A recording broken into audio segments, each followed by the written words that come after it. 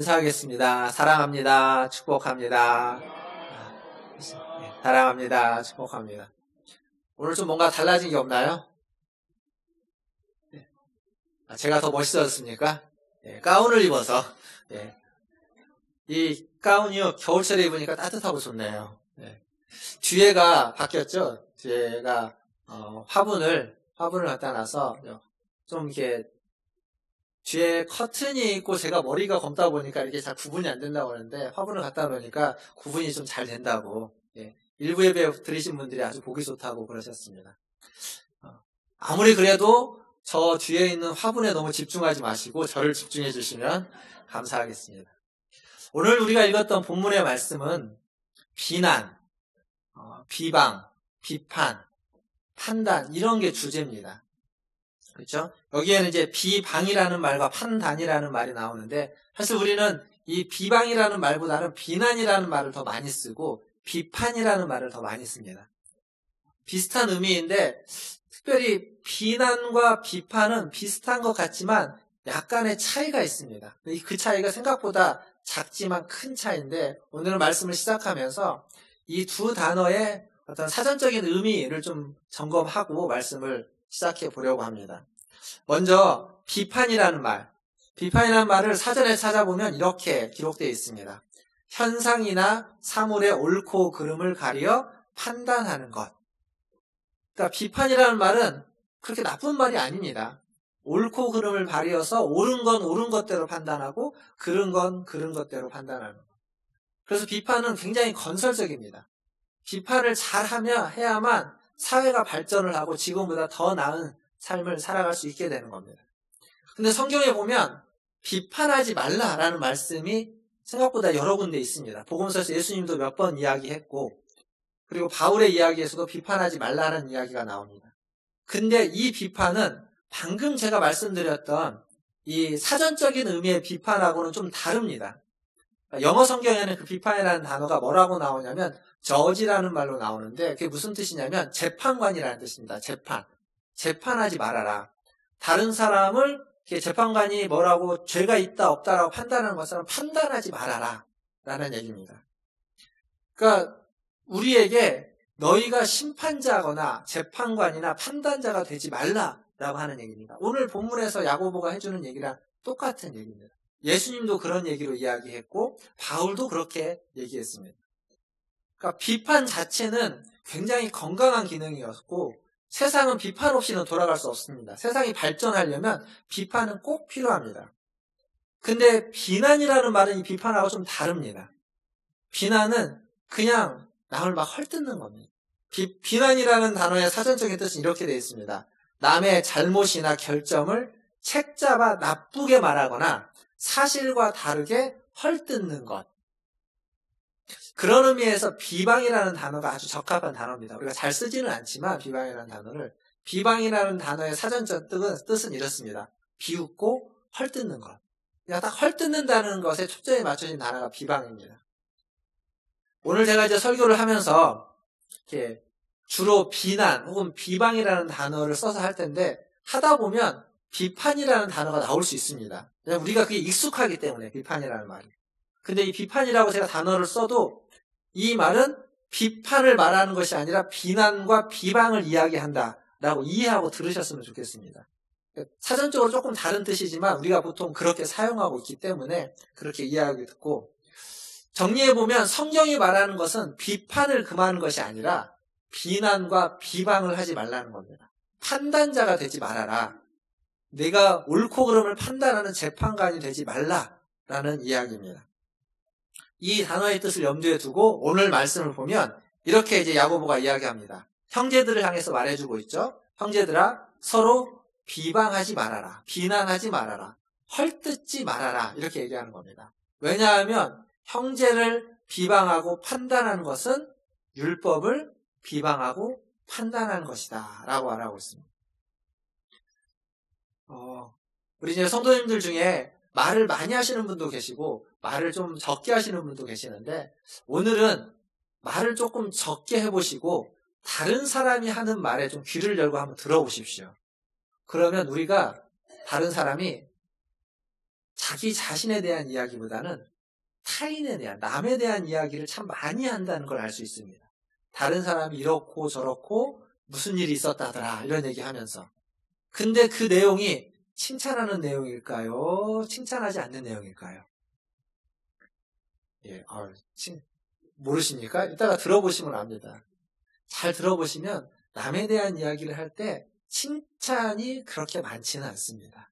칭찬보다는 어떤 사실에 대한 이야기도 있겠지만 그 사실에 대한 이야기를 하면서 그거에 대한 우리의 평가가 들어가 있죠. 그런 걸 이제 비판이라고 합니다. 근데 그게 좀 부정적으로 얘기되는 경우가 훨씬 더 많이 있습니다. 그러니까 칭찬하고 높여주는 얘기보다는 좀 비난하고 비판하고 비방하는 이야기들을 훨씬 더 많이 합니다. 왜 그럴까요? 왜 그럴까요? 그게 재밌습니다. 안 해보셔서 모르십니까? 해보시면 압니다. 칭찬하는 이야기보다 다른 사람에 대한 이렇게 비판하는 얘기가 훨씬 더 재미있고 사람들이 훨씬 더 맞장구를 잘 칩니다. 근데 문제는 그런 얘기를 계속 반복해서 하거나 그런 얘기를 하다 보면 그게 무엇 때문에 그 얘기냐면 우리 안에 있는 죄성을 더 촉발시켜줍니다. 다른 사람에 대해서 자꾸 비난하고 비판하고 비방하고 이런 얘기를 하면 우리 안에 있는 부정적인 죄성이 그 얘기들로 말미암아 더 촉발되어서 그게 이제 습관화되고 내재화돼서 그런 사람이 되어버립니다. 이걸 좀 바꿔야 됩니다. 이게 어려운 거지만 바꿔야 될 필요가 있습니다. 찰스 스윈돌이라는 미국의 설교가가 있습니다. 그분이 어느 책에서 남을 비난하지 말아야만 하는 7가지 이유. 제가 왜 비판이 자꾸 나오냐면 여러분 인터넷에 검색해 보시면 이 남을 비판하지 말아야 되는 7가지 이유로 찰스 스윈돌 목사님의 책의 내용이 요약해서 굉장히 많이 나옵니다. 근데 거기에 다 비판이라는 단어를 썼습니다. 근데 실제로는 남을 비난하지 말아야만 하는 7가지 이유입니다. 그 7가지 이유를 여러분 주보해 보시면 안에 설교 노트에다가 제가 적어드렸습니다. 남을 비난하지 말아야 하는 7가지 이유. 좀 한 가지씩 간략하게 좀 살펴보려고 하는데 첫 번째는 뭐냐면 우리는 모든 사실을 다 알 수 없기 때문입니다. 이 스윈돌 목사님은 그 다른 책에서 자기가 신학교 시절에 경험했던 일을 이야기하고 있습니다. 자기가 신학교 다닐 때 그 신학교에 한 선교사님이 와서 설교를 했는데 그 선교사님이 설교를 했는데 설교를 아주 엉망으로 했다고 합니다. 너무 엉망으로 한 거예요. 그래서 설교가 끝나고 난 다음에 그 스윈돌 목사님과 또 다른 이제 동료들, 친구들이 모여가지고 그 선교사님의 설교를 아주 혹평을 했다고 합니다. 어떻게 설교 준비도 안 하고 저렇게 설교를 할 수 있냐, 신학교 와가지고. 혹평을 했는데 그걸 듣고 있던 한 다른 학생이 이 찰스 스윈돌 목사님에게, 그때는 이제 신학생이죠. 그분에게 이렇게 이야기했다고 합니다. 형제님이 알고 있는 게 다가 아닙니다. 혹시 3개월 전에 선교사님의 아내가 말기 암 진단 선고를 받았다는 걸 알고 계십니까? 그리고 선교사님이 오늘 이 설교를 하기 2시간 전에 막내 아들이 죽었다는 소식을 들었다는 걸 알고 있습니까? 그 모든 슬픔을 이겨내고 오늘 이 자리에서 선교사님은 설교를 한 것입니다. 그 이야기를 듣고 찰스 스윈돌 목사님은 굉장히 부끄러웠다고 합니다. 그래서 책에 이렇게 기록하고 있습니다.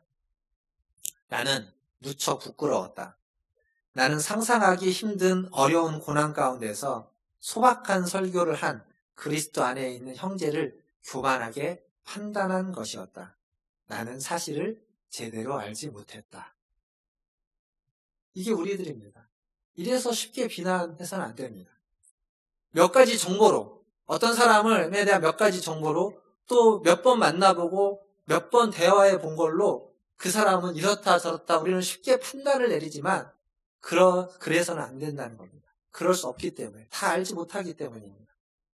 그래서 우리는 쉽게 남을 비난해서는 안 됩니다. 이게 첫 번째 이유입니다.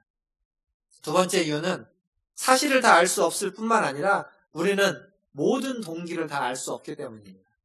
동기라는 게 뭡니까? 겉으로 드러나는 게 아니라 안에, 속에 가지고 있는 겁니다. 내재되어 있는, 내면 속에 가지고 있는 동기이기 때문에 겉으로 드러나는 것으로 다 알 수가 없습니다. 근데 동기를 모르는 상태로 판단을 내리는 것, 비난하는 것, 그건 옳지 않습니다. 그래서 쉽게 비난해서는 안 됩니다. 세 번째로는 사람은 근본적으로 객관적이지 않습니다. 우리는 주관적입니다. 그러니까 모든 사람은 자기 입장에서 판단합니다. 자기 입장에서 보고 판단합니다. 그걸 다른 말로 바꾸면 사람은 이타적이지 않고 이기적이라는 겁니다. 이기적. 우리는 다 이기적입니다. 자기에 대한 사랑이 가장 이기적이라면 어떤 가장 이타적인 사랑을 이야기할 때는 부모가 자녀를 사랑하는 사랑을 가장 이타적인 사랑이라고 이야기할 수 있습니다. 그런데 이 부모가 자녀를 사랑하는 이 사랑도 굉장히 이기적인 모습이 이타적인 모습으로 나타나는 경우가 참 많습니다. 무슨 얘기냐면 자기가 이뤄내지 못했던 것을 자녀를 통해서 이루고 싶은 거죠. 대리만족을 하고 싶어서 자녀를 위해서 목숨도 바치고 모든 걸 다 헌신하지만 그걸 통해서 대리만족을 이루고 싶어하는 마음. 그건 굉장히 이타적인 것처럼 보이지만 다른 말로는 굉장히 이기적인 사랑입니다. 자기의 어떤 상처들이 투사되어서 나타나는 것도 마찬가지입니다. 그러니까 가장 이타적인 것에서 가장 이기적인 것을 찾을 수 있는 것입니다. 이게 인간입니다. 이게 사랑의 모습입니다. 주관적이고 객관적이지 않습니다. 네 번째로 사람은 어떤 인식에 있어서 상황에 대해서 이해하는 데 있어서 제한적입니다. 다 알지 못하는 거죠. 그 목사님은 책에서 이 예를 이렇게 들고 있습니다. 공사하는데 미장하는 사람이 벽돌이라고 외치면 그 얘기는 미장을 하기 위해서 벽돌을 달라는 이야기. 벽돌을 놓고 미장을 하기 때문에. 벽돌을 달라는 이야기인데, 하지만 똑같은 공사장에서 공사하는 다른 인부가 높이 공사하면서 공사장 아래를 지나가는 사람에게 벽돌이라고 외치는 것은 벽돌이 떨어지니까 주의하라고, 조심하라고 외치는 거라고. 벽돌이라는 똑같은 단어지만 상황에 따라서 전혀 다른 의미로 쓰여진다라고 책에서는 이야기하고 있습니다. 이걸 좀 이해하기 쉽게 조금 다르게 표현하면 이렇게 얘기할 수 있습니다. 사람마다 우리는 각기 생김새도 다르지만, 옆에 보십시오. 다 우리는 다르게 생겼지만, 그렇지만 우리의 내면도 다 다릅니다. 내면의 틀이 다 달라서 똑같은 얘기를 들어도, 어떤 똑같은 정보가 주어져도 어떤 사람은 그 정보를 받아가지고 둥글둥글하게 만들어가지고 주는 사람이 있고, 어떤 사람은 똑같은 정보를 들었는데 그 정보를 아주 뾰족하게 만들어서 주는 사람이 있습니다. 그게 그 사람이 나쁜 사람이냐 좋은 사람이냐를 이야기하지 않습니다. 이건 그 사람의 내면의 틀이 그렇게 되어 있습니다. 내면의 틀이 그렇게 되어 있기 때문에 어떤 정보가 들어와도, 어떤 얘기가 들어와도 내면의 틀이 둥글둥글한 사람은 둥글둥글하게 나가게 되어 있고, 내면의 틀이 뾰족한 사람은 어떤 얘기가 들어와도 그게 뾰족하게 나와 있는 겁니다. 그게 우리가 제한적이라는 겁니다. 우리가 그렇게 만들어져 있고 그런 한계를 가지고 있습니다. 그러니까 사람은 다 완벽하지 않습니다. 저 사람은 왜 맨날 뾰족한 얘기, 저 사람은 왜 맨날 뭐가 그렇게 좋다고 둥글둥글한 얘기, 그렇게 이야기할 수 없는 겁니다. 틀린 게 아니라 다른 거라는 거죠. 다섯 번째로, 오늘 여기 보면 다섯 번째로 우리는 볼 수 없는 부분이 너무 많기 때문입니다. 볼 수 없는 부분. 여러분이 여러분 뒤통수 본 적 있습니까? 거울로는 볼 수 있죠. 하지만 못 봅니다. 저는 제 뒤통수가 사실 되게 궁금합니다. 왜냐하면 제가 어렸을 때 하도 누워있어가지고 뒤가 납작합니다. 그래서 잠을 자고 일어나면 뒤가 확 죽어가지고, 이거 미용실만 가면 항상 미용사들이 머리하고 뭐라고 하냐면 드라이를 해서 뒤에 이렇게 살리세요 이렇게 얘기하는데, 이게 되나요? 어떻게 살리는지도 모르겠고 그냥 하는데, 제가 왜 이 얘기를 하냐면 앞에서 보는 것과 뒤에서 보는 것, 위에서 보는 것과 아래에서 보는 것이 같은 것도 있지만 다른 것들도 참 많습니다. 그러니까 우리가 보고 있는 게 전부가 아닌 겁니다. 근데 문제는 우리는 내가 보고 있는 것으로 세상을 이해하고 사람을 이해하고 사건을 이해하고 판단하기 쉽다는 겁니다. 내가 보고 있는 게 다가 아닌데도 불구하고. 그래서 쉽게 판단하면 안 됩니다. 내가 보고 있는 게 전부가 아니기 때문에. 여섯 번째로, 사람은 기본적으로 편견을 가지고 있습니다. 그러니까 내가 보고 있는 것, 그리고 그걸 가지고 내가 주관적으로 판단하기 시작하니까 결국 거기에서 나오는 건 뭐냐면 편견입니다. 어떤 사람에 대해서, 어떤 사건에 대해서 이건 옳고 이건 그르고 이건 맞고 이건 틀리다고 하는 단편적인 편견을 가지고서 세상을 보고 사람을 보기 시작합니다. 한번 그런 편견을 가지고 보면요, 그 사람이, 그 사건이 말해주고 있는 모든 것들은 그 편견에 의해서 재해석되고 걸러져 버립니다. 아무리 맞는 얘기를 해도 틀린 얘기가 되어버리고, 아무리 틀린 얘기를 해도 맞는 얘기가 되어버립니다. 편견이 그렇습니다. 우리가 그러한 존재입니다. 그래서 쉽게 비난해서는 안 됩니다. 쉽게 판단하지 말아야 됩니다. 마지막으로 7번째는 지금까지 얘기했던 거의 결론입니다. 사람은 이렇게 불완전합니다. 제대로 알지 못해요. 불완전해요. 연약하죠. 거기에다가 일관성도 없습니다. 차라리 일관성이라도 있으면 좋겠는데 일관성도 없어서 이랬다 저랬다 이랬다 왔다 갔다 하는 겁니다. 이 찰스 스윈돌 목사님이 정리해놓은 7가지는 사실 어느 것 하나 우리가 모르는 건 없습니다만 정리를 해놓고 보니까 참 우리가 일관성도 없고 유한하고 잘 모르고 부족하구나 불완전하구나라는 걸 알 수 있습니다. 그러니까 남을 쉽게 판단하거나 비방하거나 비난해서는 안 된다는 겁니다. 이게 주의해야 되는 거죠. 그러면 성경은 이거에 대해서 뭐라고 이야기하느냐? 찰스 스윈돌 목사님이 정리한 것보다 성경은 더 근본적인 이유가 있다라고 말해줍니다. 그 근본적인 이유는 그리스도인은 은혜에 기초한 사람이기 때문이다라는 얘기입니다. 이 무슨 얘기냐면 마태복음 18장을 한번 찾아보실까요? 신약성경 마태복음 18장을 한번 찾아보겠습니다. 23절입니다.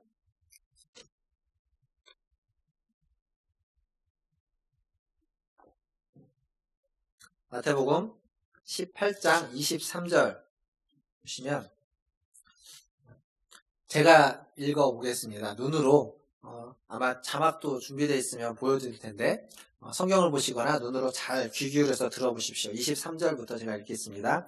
그러므로 천국은 그 종들과 결산하려 하던 어떤 임금과 같으니 결산할 때에 10,000달란트 빚진 자 하나를 데려오매 갚을 것이 없는지라 주인이 명하여 그 몸과 아내와 자식들과 모든 소유를 다 팔아 갚게 하라 하니 그 종이 엎드려 절하며 이르되 내게 참으소서 다 갚으리이다 하거늘 그 종의 주인이 불쌍히 여겨 놓아보내며 그 빚을 탕감하여 주었더니 10,000달란트 빚진 자가 있다는 겁니다. 10,000달란트가 얼마 정도 될까요? 제가 전에 한번 말씀드린 적이 있는데 그때는 돈으로 환산하지는 않고 우리가 월급 받죠. 월급 혹은 1년 버는 돈을 보통 연봉이라고 하는데 연봉으로 환산하면 이렇습니다. 10,000달란트가 연봉으로 얼마 정도 되는지 아십니까? 몇 년 정도의 연봉일까요? 모르시죠? 기억 안 나시죠? 기억나세요? 10,000달란트는 연봉으로 따지면 20만 년 연봉입니다. 20만 년. 20년 연봉이 아니고요. 20만 년 연봉입니다. 자, 연봉. 그러면 이제 이걸 돈으로 한번 환산해 보겠습니다. 1년 연봉을 얼마 정도로 계산해 볼까요? 1년 연봉을 3천만 원 1년 연봉이라고 쳐봅시다. 그러면 20만 년 연봉이면 얼마냐면 60조입니다. 60조. 60조가 10,000달란트입니다. 10,000달란트. 자, 10,000달란트를 빚졌다. 이게 개인이 빚질 수 있는 돈이 아니죠. 어쨌거나. 그걸 자기의 몸을 팔고 아내를 팔고 자녀를 팔고 집을 팔아서 갚을 수 있을까요? 60조 정도 땅이 있으면 갚을 수 있겠지만 그럴 리가 없죠. 못 갚은 겁니다. 아무리 이 주인이 지금 이 사람한테 그렇게 다 팔아서 갚으라고 해도 10,000달란트에 택도 없을 겁니다. 그러니까 이 종이 여기서 말하면 내게 참으소서 다 갚으리이다. 이건 이루어질 수 없는 얘기입니다. 그걸 알기에 그 주인이 이 종의 빚을 탕감해 준 겁니다. 그게 우리가 받은 은혜입니다. 그게 우리가 하나님으로부터 받은 용서이고 은혜라는 겁니다. 자, 그러면 그 뒤에 이어서 나오는 얘기가 이겁니다. 28절에 보면 탕감을 받았습니다. 탕감을 받고 이제 돌아갑니다. 28절에 보시면 그 종이 나가서 자기에게 100데나리온 빚진 동료 한 사람을 만나 붙들어 목을 잡고 이르되 빚을 갚으라 하매 목을 잡고 멱살을 잡은 거죠. 멱살 잡고 돈 갚으라고 하는 겁니다. 조금만 기다려달라고 하니까 어떻게 했죠? 그 뒤에 보면 옥에다 가둬버립니다. 그럼 100데나리온은 얼마나 될까요? 100데나리온은 100일간의 일당입니다. 1데나리온이 하루 일당이에요. 하루 일당을 얼마로 잡을까요? 요즘 일당이 얼마씩 합니까? 10만 원 잡을까요? 10만 원? 10만 원 하루 일당을 잡으면 100일간의 일당입니다. 얼마죠? 1000만 원입니다. 절대 적은 돈은 아닙니다. 적은 돈은 아닌데 1000만 원만 놓고 보면 적은 돈은 아닌데 60조와 비교를 해보십시오. 60조와 1000만 원. 이게 비교할 수가 없던 금액입니다. 그러니까 60조의 은혜를 탕감받은 사람, 그 은혜를 받은 사람이 1000만 원의 돈의 멱살을 잡고 있는 것, 이게 비난입니다. 이게 비방입니다. 이게 다른 사람을 판단하는 겁니다. 그럴 수 있나요? 그래서는 안 되는 겁니다. 내가 60조를 탕감받았다면 내게 1000만 원을 빚진 동료라고 기록되어 있지 않습니까? 동료, 모르는 사람도 아니고 그냥 같이 함께 보고 함께 일했던 동료입니다. 그 동료의 1000만 원을 없애주는 것, 탕감해주는 것, 동료가 갚겠다고 하는데 좀 기다려주는 것 정도는 얼마든지 할 수 있어야 되는데 그걸 하지 않는 겁니다. 그게 비난이고 그게 비방이고 그게 판단인 겁니다. 그래서 그리스도인은 쉽게 비난하거나 비방할 수 없고 해서도 안 됩니다. 예수님은 복음서에서 그것을 내 눈에 들보를 가지고 남의 눈에 티끌을 볼 수 없다라고 이야기하고 있는 겁니다. 우리는 용서받은 자, 그 탕감받은 은혜로 살기 때문에 그렇습니다. 그리고 또 하나의 이유가 있습니다. 그건 뭐냐면 이 다른 사람을 비난하고 비방하는 사람, 판단하는 사람은 어떠한 내면의 동기나 속마음이냐면 나는 너와 다르다라는 게 있습니다. 나는 너희들과 달라. 나는 너보다 좀 나아. 나는 그건 안 해. 네가 했던 그런 짓은 안 해. 라고 하는 마음이 있습니다. 나는 그 정도는 아니야. 라고 해서 자꾸 차별화시킵니다. 차별화시키고 그 사람보다 내가 좀 더 낫다라고 조금 더 위에가는 판단자의 위치에 서가는 그러한 마음이 있는 겁니다. 결국 그게 자기의 의가 되고 자기의 교만인 겁니다. 아닌 것처럼 포장을 하지만 아닌 것처럼 사랑으로 포장을 할지라도 자기 의와 자기 교만이 있는 거죠. 오늘 우리가 읽었던 본문 야고보는 이 이야기를 통해서 어떠한 말을, 어떠한 의도를 가지고 이런 말씀을 할까요?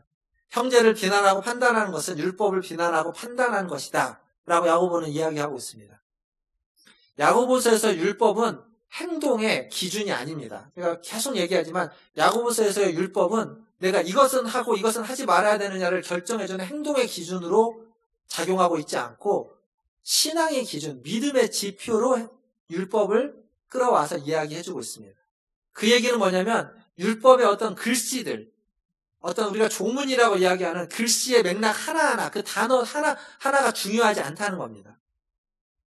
그게 필요 없다는 말이 아니라 그 단어들이 말해주고 있는 율법의 정신을 야고보는 지키라고 지금 이야기하고 있습니다.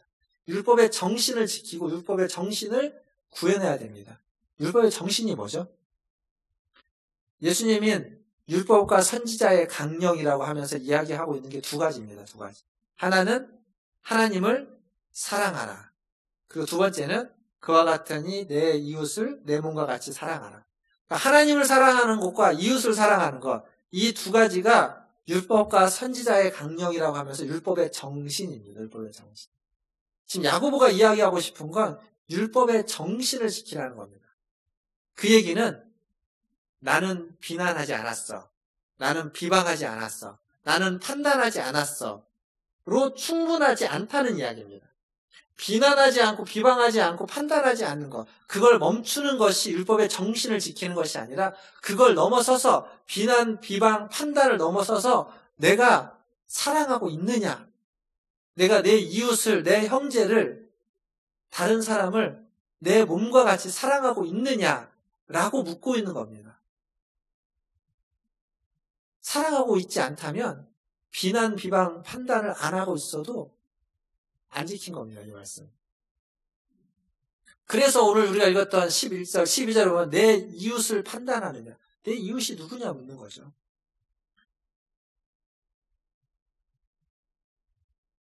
비난과 비방. 근데 이제 살다 보면 다른 사람의 잘못을 들칠 때도 있고 잘못을 지적해야 될 때도 있습니다. 비판할 때 있는 겁니다. 비판은 다른 사람의 옳고 그름을 가리어서 판단하는 것. 옳음도 판단하지만 그름도 판단하는 겁니다. 그름을 판단함에 있어서, 비판함에 있어서 필요한 겁니다. 때로는 그게 우리의 연약함으로 인해서 비방이 될 수도 있고 비난이 될 수도 있겠으나 비판이 됩니다. 그런데 그럴 때 주의해야 될 건 그겁니다. 내가 정말 사랑이라는 열매를 맺기 위해서, 사랑이라는 방향을 향해서 그 일을 하고 있는지, 우리의 내면의 동기를 끊임없이 점검해야만 합니다. 사랑으로 매듭지어지지 않는 비판 혹은 비난, 판단은 다 우리의 교만과 우리의 의를 드러내는 것일 수밖에 없습니다. 내가 의도했던 의도하지 않았던. 나는 그런 의도를 하지 않았지만 그렇게 나타날 수밖에 없고 그러한 열매로 맺어질 수밖에 없습니다. 사랑의 열매로 맺어지기 위해서 우리는 끊임없이 행해야 됩니다. 그리고 오늘 야고보는 한 가지 더 얘기합니다. 형제를 비방하고 형제를 판단하는 것은 율법을 비방하고 판단하는 것이다. 이 얘기는요, 창세기 3장에 있는 얘기를 편지의 형식으로 조금 각색해서 이야기한 겁니다. 창세기 3장에 가면 아담과 하와가 선악을 알게 하는 나무의 열매를 따먹는 부분이 있습니다.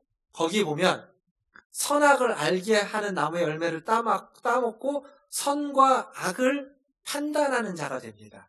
아담과 하와가. 근데 선과 악을 누구만 판단하는 자였냐면 하나님만 선이 무엇인지 악이 무엇인지를 판단하는 자였는데 그 열매를 따먹음으로 아담과 하와가 하나님같이 되어서, 근데 이 하나님같이 되었다는 말이 하나님보다 더 높아진다는 이야기입니다. 왜냐하면 선악을 만드신 분이 하나님인데 선악을 만든 것을 판단하는 자의 위치에 가는 겁니다. 하나님이 입법자이고 하나님이 판단자입니다. 오늘 야고보가 그렇게 얘기하고 있지 않습니까? 여기 보면 율법을 입법자와 재판관은 오직 한 분이다. 하나님 한 분입니다. 하나님이 만드셨고 하나님이 판단하는데 만들지도 않은 자가 판단자, 만든 자를 판단하는 위치에 가버리는 겁니다. 율법을 비방하고 판단하는 자, 하나님보다 더 높아진 자, 하나님과 같은 자, 하나님이 없어도 되는 자로서 가는 이 죄에 대한 이야기. 그러한 하나님의 자리를 독차지하는 죄를 범하지 말라라고 야고보는 경고하고 있는 겁니다. 말씀을 좀 마무리하면서 갑자기 설교를 뜬금없이 끝내는 것 같지만 성찬식도 있고 우리에게 가장 유명한 성경 구절 한 구절을 요한복음 3장 16절이죠. 다 아시죠? 요한복음 3장 16절. 사실 이 자리에 계신 분들 중에 한 번도 안 들어본 분은 안 계실 겁니다. 아마 대부분은 다 알고 암송까지 하고 계실 겁니다. 한번 요한복음 3장 16절을 암송해 볼까요? 시작. 하나님이 세상을 이처럼 사랑하사 독생자를 주셨으니 이는 그를 믿는 자마다 멸망치 않고 영생을 얻게 하려 하심이라. 이게 띄워주면 암송이 안 되는데요. 센스가 없네요. 암송했는데 띄워줘. 어쨌거나 저 구절 우리가 다 압니다. 다 알죠? 근데 저 구절 다음에 있는 17절을 아십니까? 17절이 뭐라고 되어 있냐면 사실 저 구절이 너무 유명한 나머지 17절이 잘 주목을 못 받습니다. 이 17절이 되게 중요합니다. 하나님이 그 아들을 세상에 보내신 것은 세상을 심판하려 하심이 아니요 그로 말미암아 세상이 구원을 받게 하려 하심이라. 그러니까 하나님이 그 아들 그리스도를 세상에 보내신 목적과 뜻이 이 17절에 나옵니다. 물론 16절에도 있습니다. 그러나 이게 분명히 심판이 아니라는 겁니다. 판단을 내리기 위해서가 아니라 구원을 얻게 하기 위해서, 구원하기 위해서, 사랑하기 위해서라고 말해주고 있습니다. 우리는 이걸 잊어서는 안 됩니다. 하나님이 우리를 어떤 목적으로 여기는지, 내 옆에 있는 형제를, 내 옆에 있는 자매를, 우리의 이웃을, 다른 사람을 비난하고 비판할 때 우리는 생각해 봐야 됩니다. 말로는 사랑이라고 말하지만 진짜로 사랑하고 있는지, 진짜로 사랑한다면 어떻게 해야만 하는지, 잘못을 드러쳐내는 것 필요하겠으나 그것이 사랑의 열매를 맺을 수 있는지 항상 생각해야 됩니다. 앞에서 이야기했지만 남을 비난하고 뒷담화를 하는 건 재미있습니다. 분명히 재미있습니다. 그런데 그렇게 실컷 남 얘기를 하고 난 다음에 자리에 일어나면서 뭔가 뿌듯하거나 보람차지는 않을 겁니다. 재미는 있는데, 즐겁고 재미있는데, 그런데 그게 보람차지 않고 뿌듯하지 않습니다.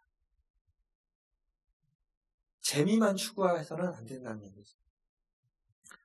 남을 욕하고 나서 재미있다고 하는 사람이 있을지 몰라도 뿌듯해하는 사람, 보람 보람찬 일을 했다고 하는 사람 없을 겁니다.